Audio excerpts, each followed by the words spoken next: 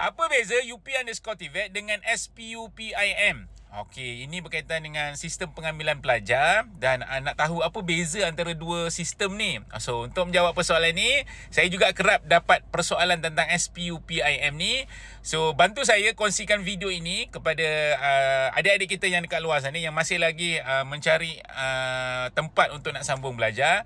Dan saya nak minta bantuan tuan-tuan dan puan. Mungkin info yang saya bagi ni mungkin kurang tepat ataupun tidak sedetail dalam video. So, bantu saya komen dekat ruangan komen dan mungkin daripada komen anda ni lah maklumat yang mereka nak ni ataupun berkaitan dengan SPUPIM ni dapat disebarkan kepada adik-adik dan juga ibu bapa.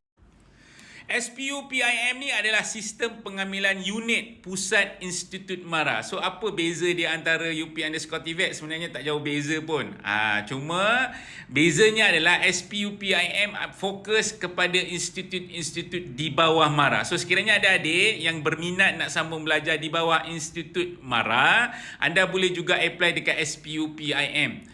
Dekat UP_TVET boleh tak daftar? Pun boleh juga. Anda boleh juga mohon program-program di bawah Institut MARA, program-program kemahiran di UP_TVET.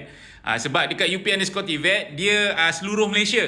Maksudnya seluruh Malaysia ni institut-institut kemahiran seluruh Malaysia ada dekat UP_TVET. Untuk SPUPIM, dia fokus kepada Institut MARA sahaja. Di bawah MARA sahaja. Macam contoh IKM, Institut Kemahiran MARA dan KKTM. Kolej Kemahiran Tinggi MARA dan sebagainya.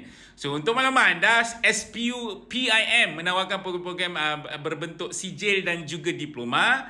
UP_TVET dia ada pelbagai lah. Dia ada juga sijil, diploma dan juga program-program kursus pendek.